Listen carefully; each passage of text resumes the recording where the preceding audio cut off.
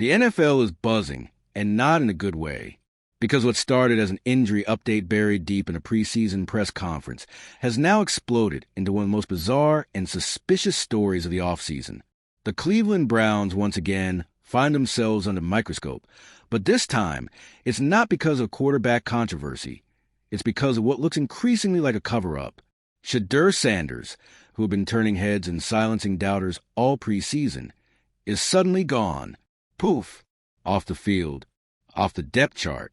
And the official explanation? An oblique injury. If you're into the real story and all the messy twists they don't show on highlight reels, go ahead and subscribe. And if you're sticking around to see how this Browns QB chaos plays out, you should definitely be subscribed. But here's the problem. Nobody believes it. Not the fans.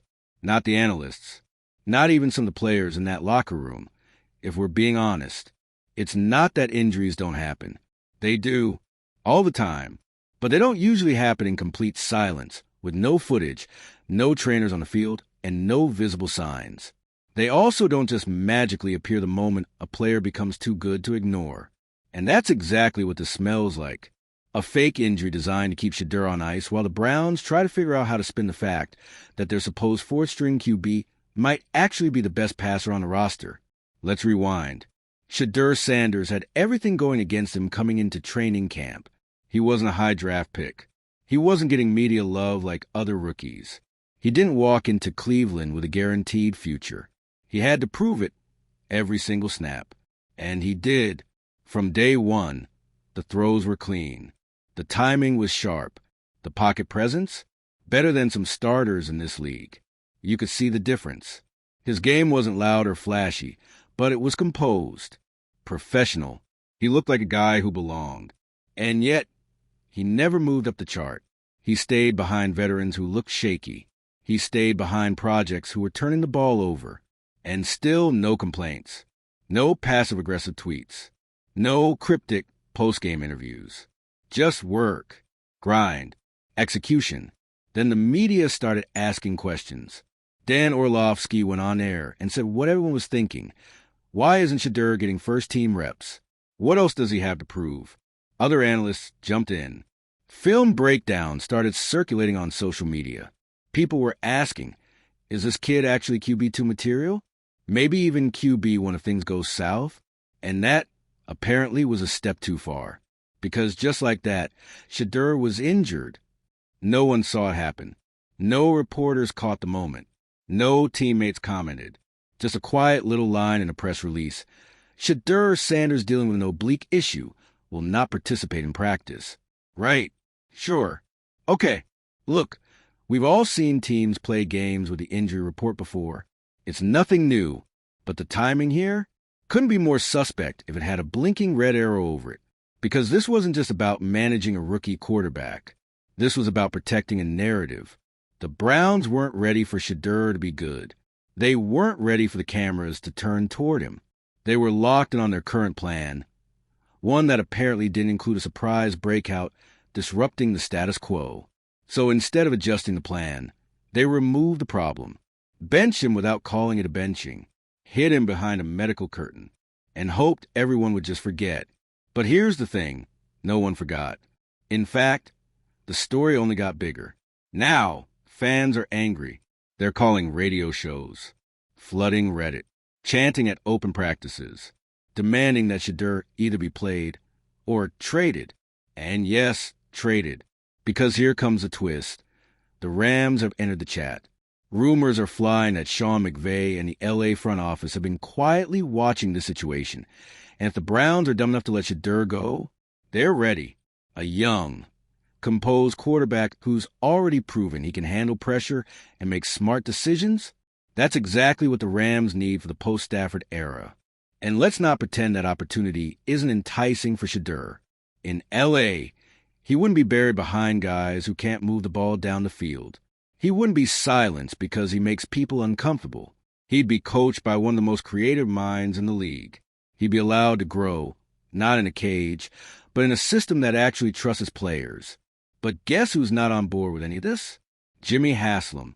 Yes, the Browns' often controversial owner is reportedly fuming over how Stefanski has handled Shedeur's rise. and even more furious that the team is now in danger of losing him over what looks like pure ego.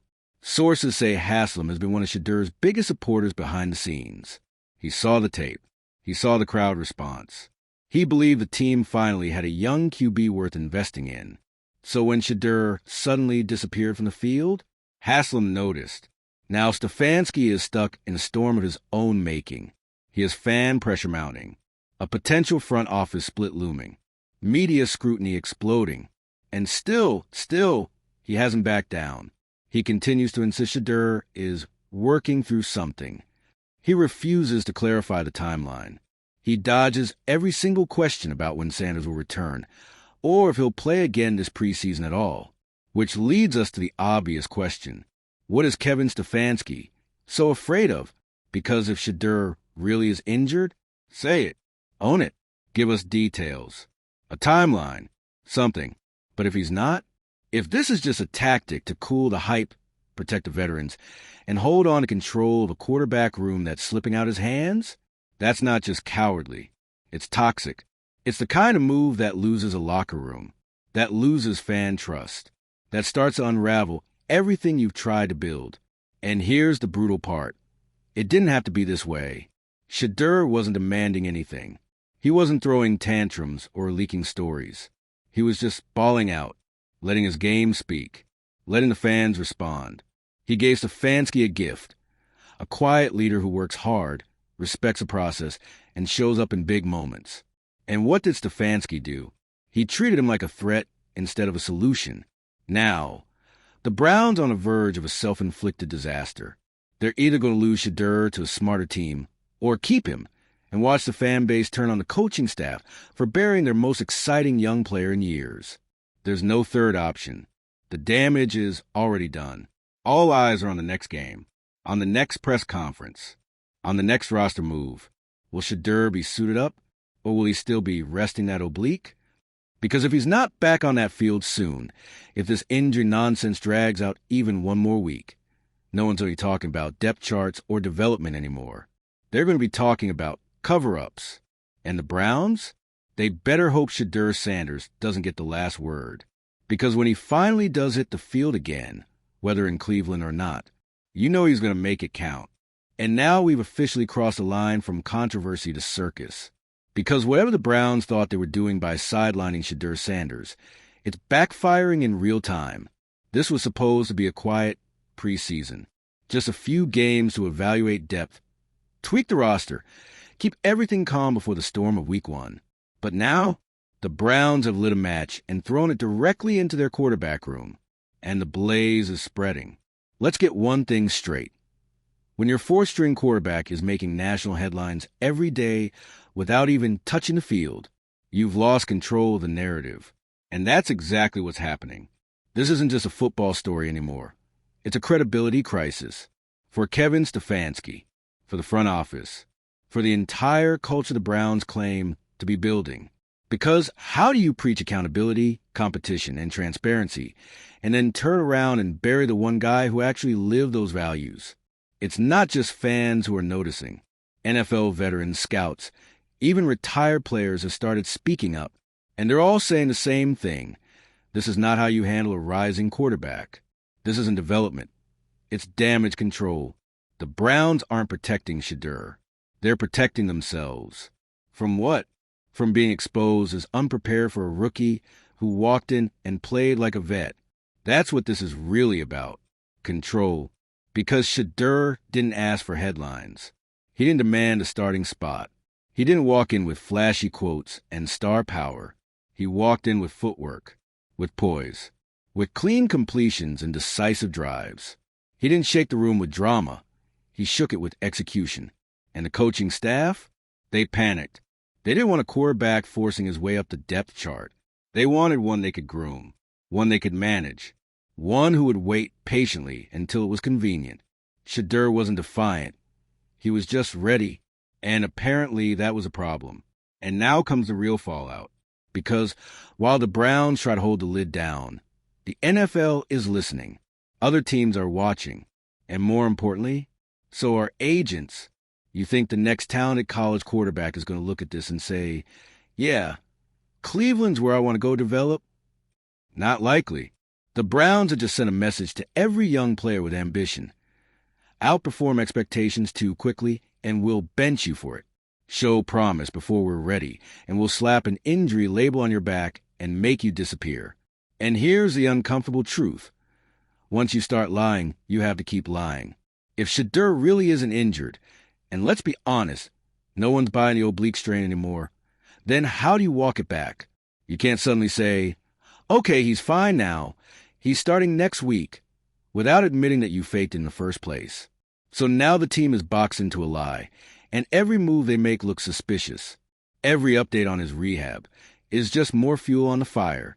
We're watching a franchise twist itself into knots because they were too scared to say, this kid might actually be better than we thought.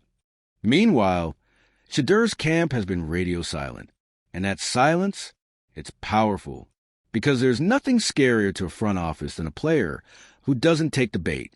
No frustrated tweets, no family member outbursts, no leaked sources close to the situation throwing jabs. Just silence. And that silence has the weight of someone who knows his value. The only one making noise is everyone around Shedeur, and the chorus is growing louder. The trade rumors for the Rams aren't dying down. In fact, they're getting louder by the hour.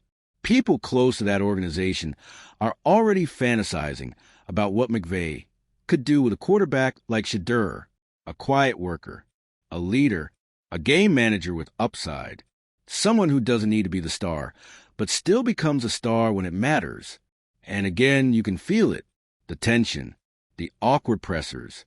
Stefanski, looking more and more like a man who thought he was playing chess, but forgot how pawns move. He keeps saying they're monitoring Shedeur's situation. He's day-to-day. But what situation? What day? What exactly are they waiting for? It's become comical. Watching the Browns tiptoe around the Shedeur question is like watching a politician dodge a scandal.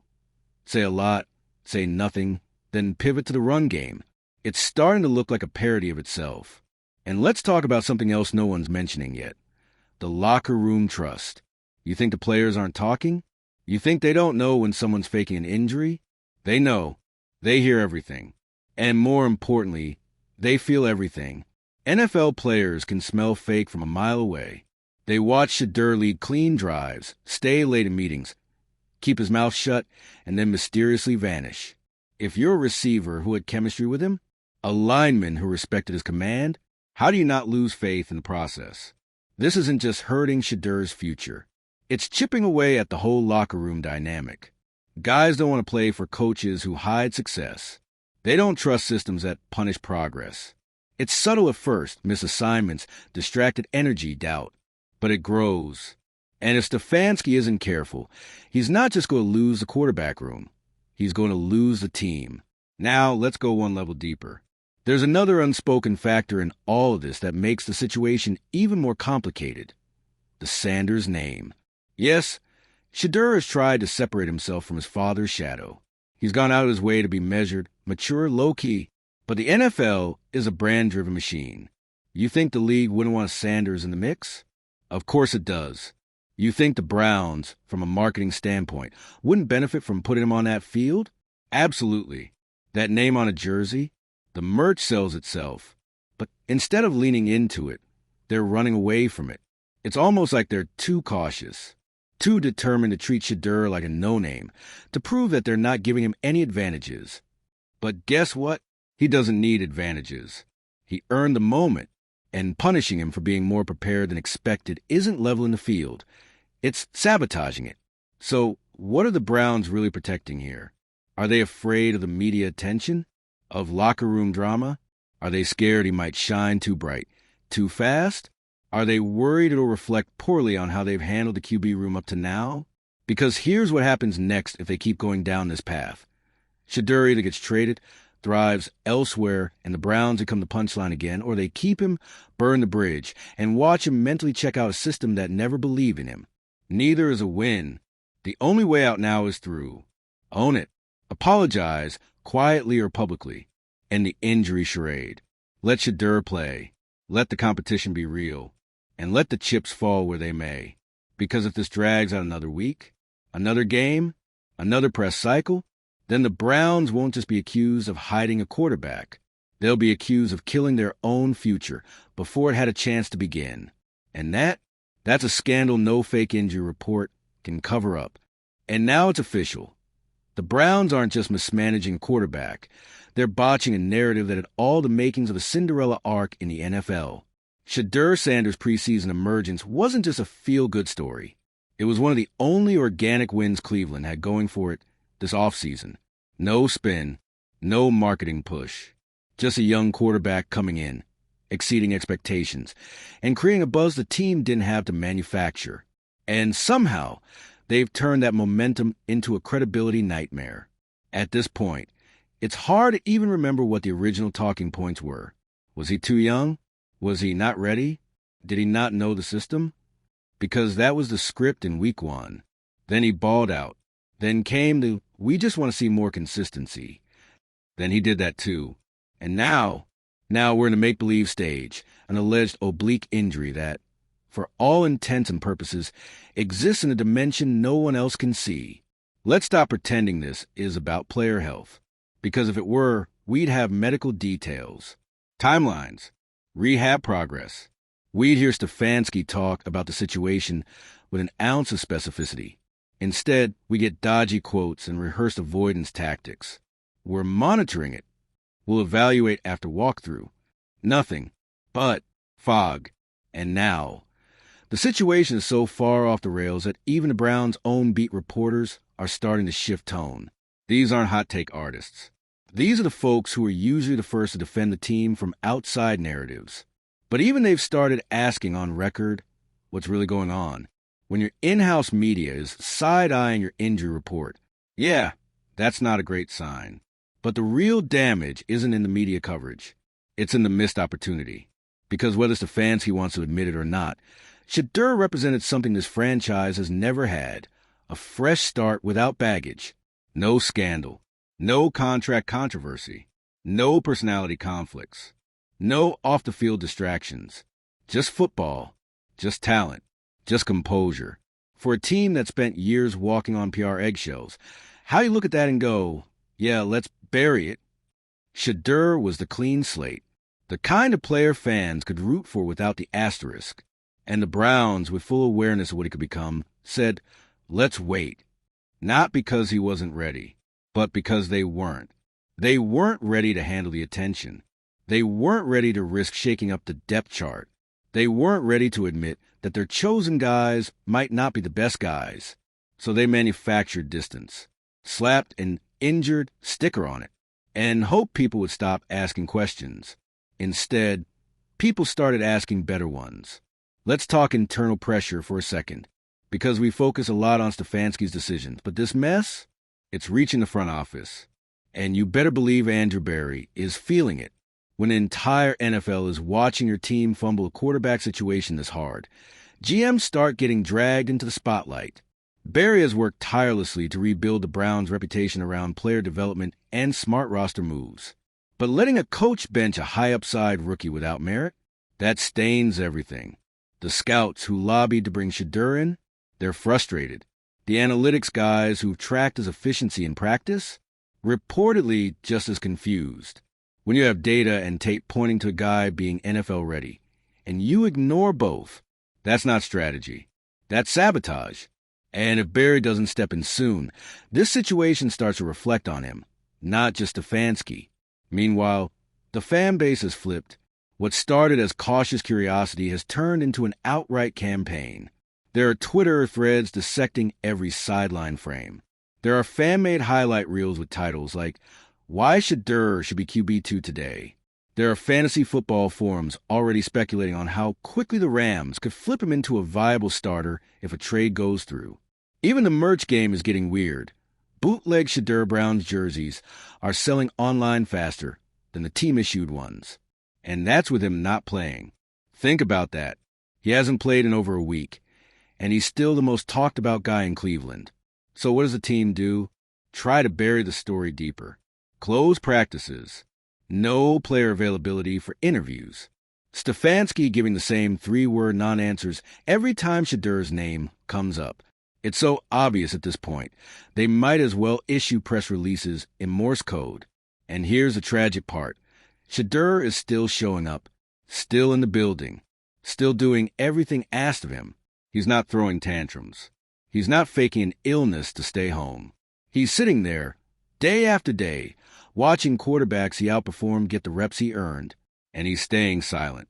That level of composure? That's rare. That's dangerous for the people trying to bury him, because when a player gets mad, it's easy to label him difficult. But when a player stays quiet and lets everyone else do the talking, that's when people really start listening. And the narrative now, it's completely out of Cleveland's control. Every day Shedeur doesn't practice, the trade rumors heat up, and not just with the Rams anymore. The Falcons, the Saints, even the Giants have been tossed into the mix. Because everyone sees what Cleveland refuses to admit. Shedeur Sanders might not just be a promising young QB. He might be the best quarterback in that building.